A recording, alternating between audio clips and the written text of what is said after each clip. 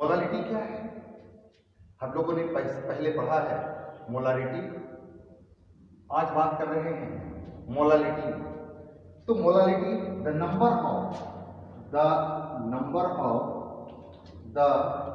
Number of moles of solute completely dissolved in 1 liter of solution, completely dissolved in 1 kilogram of solvent, 1 kilogram of solvent is called molality, is called molality, है ना। Molality में क्या बोला कि the number of moles of solute completely dissolve in 1 kilogram of solvent is called molality. अब molality का formula क्या होगा? तो मोलालिटी को स्मॉल एम से रिप्रेजेंट किया और small M is equal to होगा number of moles of solute, number of moles of solute by weight of solvent in gram, weight of solvent in gram में, weight of solvent in gram. अब हम लोग देखें number of moles को भी हम लोग कन्वर्ट कर सकते हैं। Number of moles is equal to formula होता है weight of solute by molecular weight of solute by molecular weight of solute और into weight of solvent in gram को हम लोग बोलेंगे वेट ऑफ सॉल्वेंट, यहां केजी में था, इन केजी, तो weight of solvent in gram में चेंज करेंगे तो 1000 से डिवाइड, ये 1000 कहां चला जाएगा, ये रहा, ये मोलालिटी का फॉर्मूला। तो मोलालिटी और मोलारिटी में क्या डिफरेंस रहा? मैं आपको बता दूं कि मोलारिटी में बताया था यहां पे wait of solute into 1000 divided by molecular weight of solute into volume of solution in millilitre था। तब मोलारिटी के लिए फॉर्मूला ये था और मोलालिटी का फॉर्मूला ये है। दोनों में डिफरेंस है। दोनों बात क्या है? डिफरेंस क्या है?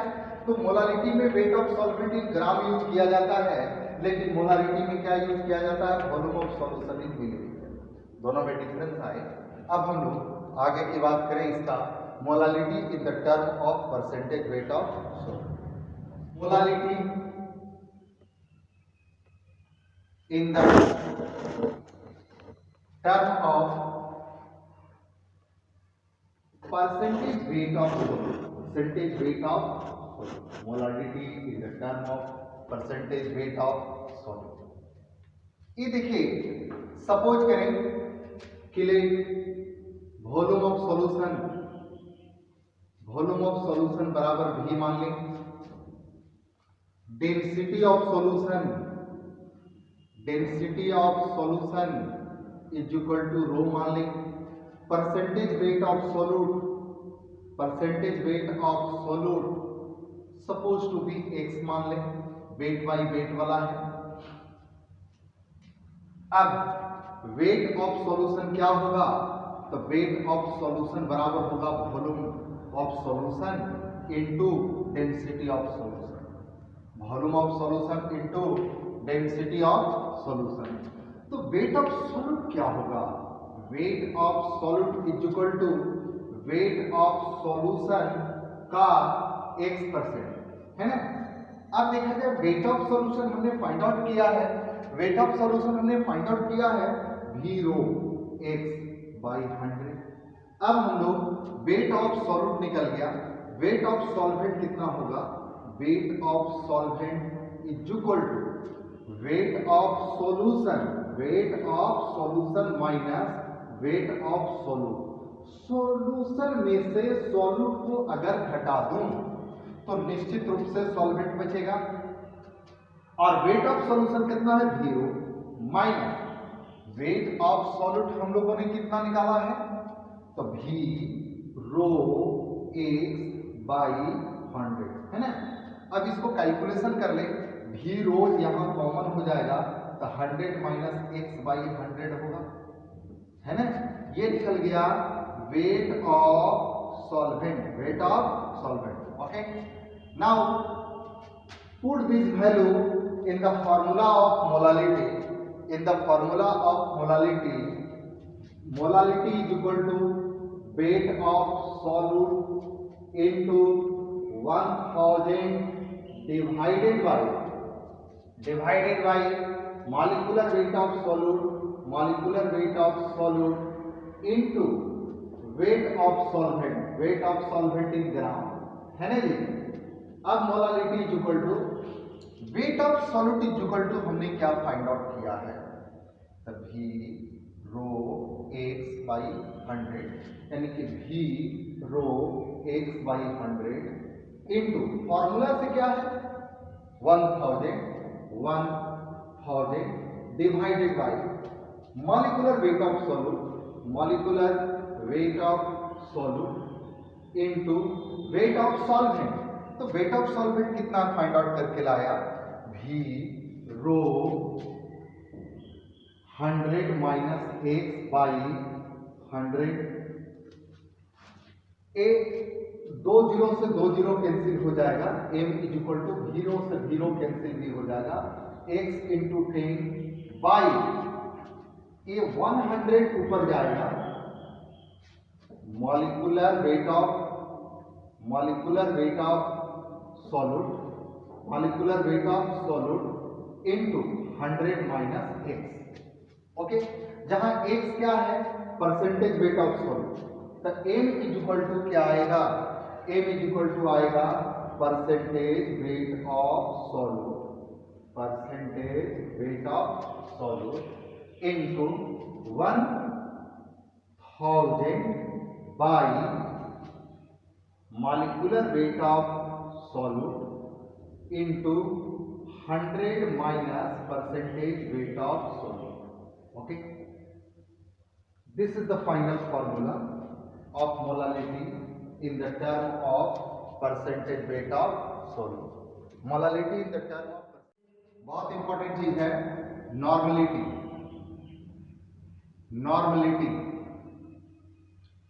कैपिटल एन से रिप्रेजेंट करेंगे। इसमें क्या होगा the number of moles of solute completely dissolving 1 liter of solution is called normality यानी कि नॉर्मलिटी में क्या होगा ये number of moles of solute नहीं बल्कि इसके जगह पर चेंज हो जाएगा। ये हम लोग मोलारिटी का फॉर्मूला पढ़े थे। यहां पर होगा number of gram equivalent of solute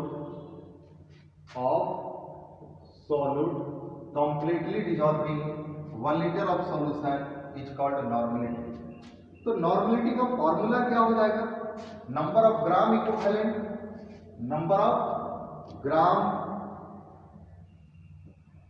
equivalent of solute by volume of solution in litre. अब देखा जाए normality is equal to number of gram equivalent बराबर होता है weight of solute by equivalent weight of solute into volume of solution in millilitre रखेंगे तो 1000 से divide और ये चला जाएगा मल्टीप्लाई। याद कीजिए हम लोगों ने मोलारिटी में क्या पढ़ा था, weight of solute into 1000 divided by molecular weight of solute into volume of solution in millilitre. अब ये दोनों में डिफरेंस ये है कि नॉर्मलिटी में हम लोग equivalent weight of solute use करते हैं और मोलारिटी में हम लोग यूज करते हैं मॉलिक्यूलर वेट ऑफ सॉल्यूट। दोनों में डिफरेंस है, ये दोनों में डिफरेंस है। अब ये इक्विवेलेंट वेट निकाला कैसे जाता है, तो इक्विवेलेंट वेट बराबर होता है formula weight by valency factor, bye valency factor. ये वैलेंसी फैक्टर कई एक तरह की हो सकता है, जैसे एटम रहेगा तो atomic weight by valency, molecule रहेगा तो मॉलिक्यूलर वेट बाय एसिडिटी हो सकता है, अगर बेस है तो एसिडिटी हो सकता है, एसिड है तो बेसिसिटी हो सकता है, कोई रिडॉक्स रिएक्शन है तो molecular weight by change in oxidation number हो सकता है, या कोई सॉल्ट है जो आयोनाइज करता है सॉल्यूशन में जाकर के तो उसके लिए होगा आयोनिक वेट बाय चार्ज, ये वैलेंसी फैक्टर। अब हम लोग इसके बीच में रिलेशन निकालेंगे, relationship between normality and molarity. Normality और मोलारिटी में क्या रिलेशन होगा, तो ये देखें relation between normality and molarity, normality and molarity.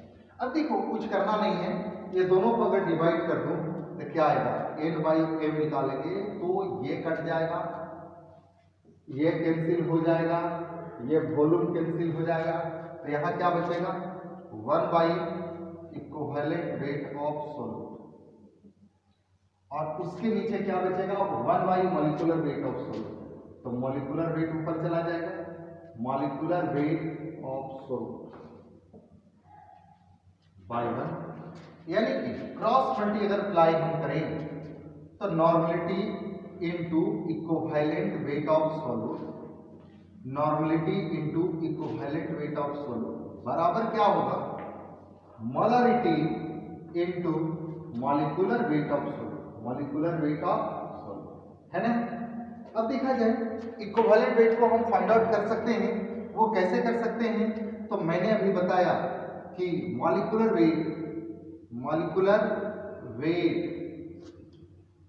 Of solute by valency factor, by क्या valency factor is equal to molarity into molecular weight of solute, into molecular weight of solute.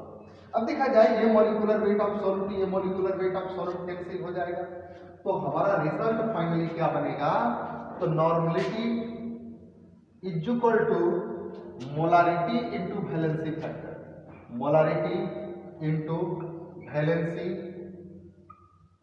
Factor, valency factor, यानी इसको हम लोग n बराबर m into n लिख सकते हैं, where n is the valency factor.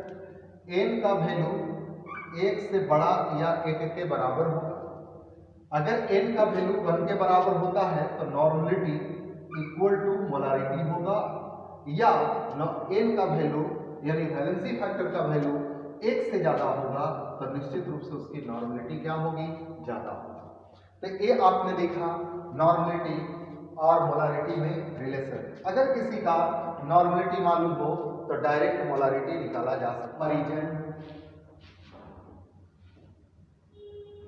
Between molarity and normality, ध्यान दीजिए कि आप लोग मोलारिटी में क्या पढ़ा और नॉर्मलिटी में क्या पढ़ा। मोलारिटी में आपने पढ़ा number of mole of solute by volume of solution in litre, इसमें number of mole of solute by volume of solution in litre. लेकिन आपको याद होगा कि नॉर्मलिटी में आपने पढ़ा number of gram equivalent, number of gram equivalent of solute by volume of solution in litre, volume of solution in litre. एक हमने फाइनल फॉर्मूला पढ़ा था, weight of solute into 1000 divided by molecular weight of solute, molecular weight of solute into volume of solution in millilitre, volume of solution in millilitre, ऐसा पढ़ा था। तो normality का क्या पढ़े थे? नॉर्मलिटी का पढ़े थे wait of solute into 1000 divided by molecular weight of solute, sorry equivalent weight of solute into volume of solution in millilitre, ऐसा था। अब देखें molarity in the term of percentage weight of solute, आपने क्या पढ़ा? तो ये ऐसे पढ़ा था, परसेंटेज वेट ऑफ सॉल्यूट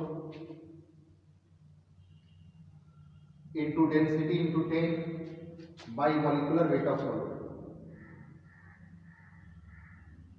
तो ये नॉर्मलिटी में क्या हो जाएगा?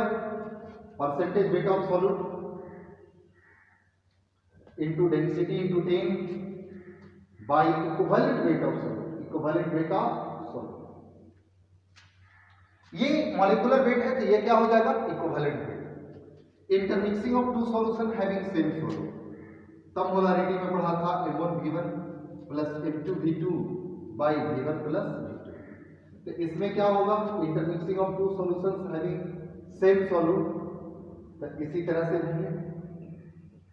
डाइल्यूशन ऑफ सॉल्यूशन के केस में क्या पढ़ा था? M is equal to M1 V1 by V1 plus V, तो उसमें क्या पढ़ेंगे? N1 V1 by V1 plus, यहां तक के कोई रिलेशन, कोई प्रॉब्लम्स नहीं होनी चाहिए। अब हम लोग intermixing of two solution, intermixing of two solutions having different solute, different solute, अलग अलग सॉल्यूट्स हैं और इनको हम इंटरमिक्स करा रहे हैं, तब रिजल्टिंग सॉल्यूशन का नॉर्मलिटी क्या है। मान लो एक सॉल्यूशन ए है, ये एसिड सॉल्यूशन है, और सपोज करो कि दूसरा बी है जो बेसिक सॉल्यूशन है। इसकी नॉर्मलिटी N1 है, इसका वॉल्यूम V1 है, इसका नॉर्मलिटी N2 है, वॉल्यूम V2 है। एक नया सॉल्यूशन जो बनेगा रिजल्टेंट सॉल्यूशन कहते हैं। इसकी नॉर्मलिटी क्या होगा? इसके हमें निकालना है, वॉल्यूम तो V1 प्लस V2 होगा। वॉल्यूम क्या होगा? V1 plus V2। अब देखिए number of gram equivalent of acid, मान लो एसिड है in solution A, normality into volume. उसी तरह से number of gram equivalent of a base in solution B कितना होगा? Into B. और आपको लॉ ऑफ इक्विवेलेंसी के तहत याद होगा कि ए और बी आपस में रिएक्शन करें, सी और डी बनावे, चाहे तो इसका मोल बराबर हो अथवा नहीं हो। For complete reaction, for complete reaction, reaction यदि कंप्लीट कर जा रहा है तो ग्राम इक्विवेलेंट ऑफ ए बराबर क्या होगा? ग्राम इक्विवेलेंट ऑफ बी बराबर होगा ग्राम इक्विवेलेंट ऑफ सी बराबर ग्राम इक्विवेलेंट ऑफ डी। सभी के ग्राम इक्विवेलेंट आपस में बराबर होंगे। तो for complete reaction, for complete reaction N1 V1 बराबर क्या होगा? N2 V2, जिसको हम लोग कंप्लीट न्यूट्रलाइजेशन कहेंगे। कंप्लीट न्यूट्रलाइजेशन, एसिड बेस के रिएक्शन को न्यूट्रलाइजेशन रिएक्शन कहते हैं। the resulting solution is neutral, the resulting solution is neutral, resulting solution neutral हो जाएगा। अब देखा जाए रिजल्टिंग सॉल्यूशन न्यूट्रल है if n1 v1 is greater than n2 v2, मतलब हुआ gram equivalent of acid is greater than the gram equivalent of base, then the resulting solution is acidic in nature, acidic in nature. किस nature का होगा? Acidic nature का होगा। तब इसकी जो नॉर्मलिटी होगी n1 v1 minus n2 v2 by v1 plus v2। कुछ ग्राम इक्विवेलेंट एसिड का न्यूट्रलाइज हुआ होगा और कुछ बच जाएगा। सपोज करो कि इसमें 50 है और इसमें 40 है, तो ग्राम इक्विवेलेंट इसका ज्यादा है और इसका ग्राम इक्विवेलेंट कम है, तो निश्चित रूप से 10 ग्राम इक्विवेलेंट एसिड का बच जाएगा। Similarly if n2 v2 is greater than n1 v1, then the resulting solution is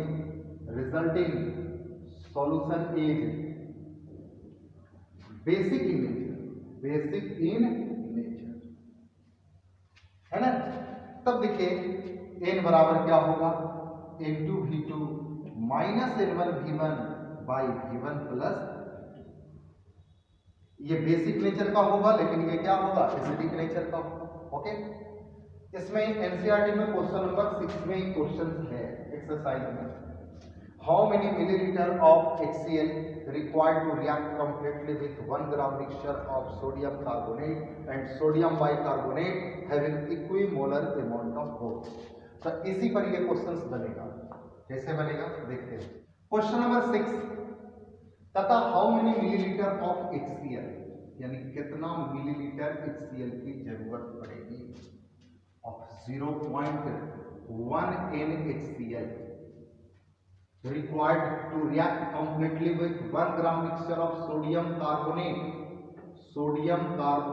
and sodium bicarbonate। ये दोनों का मिक्सचर, दोनों मिला के 1 ग्राम है, इसको x ग्राम मान ले, इसको क्या होगा 1 माइनस x ग्राम होगा। react completely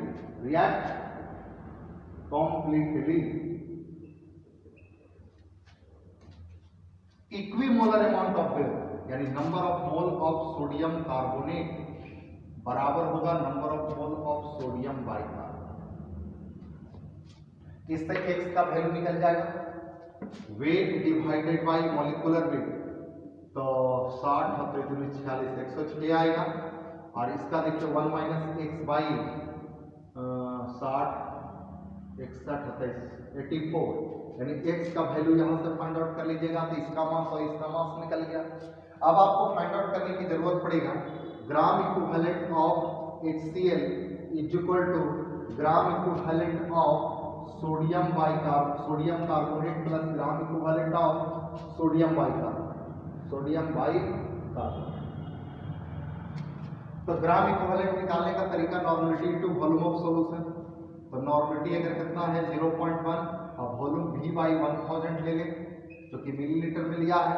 gram equivalent weight divided by equivalent weight, weight इसका x है, equivalent weight of sodium carbonate की जरूरत पड़ेगी, इसका वेट है 1 minus x by equivalent weight of sodium bicarbonate, है ना। अब आप अगर x का वैल्यू तो यहाँ से फाइंड आउट हो जाएगा, हमें वॉल्यूम निकालना है, इसका इक्विवेलेंट वेट निकालिए। इक्विवेलेंट वेट कैसे निकलेगा, सोडियम कार्बोनेट डिसोसिएट करेगा Na प्लस और CO3 माइनस, तो equivalent weight of sodium carbonate निकालना चाहेंगे तो 23/1 60/2 यानी कि 53 आए। ठीक उसी तरह से मुझे इक्विवेलेंट वेट निकालना है सोडियम बाइकार्बोनेट का, सोडियम बाइकार्बोनेट डिसोसिएट है Na plus and HCO3 minus, तो equivalent weight of sodium bicarbonate is equal to 23/1 61/1 यानी 84, कितना आया 84। आपको इक्विवेलेंट वेट दोनों का निकाल करके बता दिया। आपको x का वैल्यू यहाँ से फाइंड आउट हो जाएगा तो निकाला जा सकता है कि नहीं। इसमें यही कंसेप्ट लगाए कि एसिड है और ये दोनों बेस है, ये दोनों एक पार्टी का चीज है, मतलब बेस और ये एसिड। तो gram equivalent of acid is equal to gram equivalent of base for complete neutralisation. तो gram equivalent of HCl is equal to gram equivalent of sodium carbonate and gram equivalent of sodium bicarbonate. Okay, चलिए देखिए आज के class में हम लोग यहाँ तक करें। इस पर जो प्रॉब्लम्स होगा NCERT का उसको बनाएं।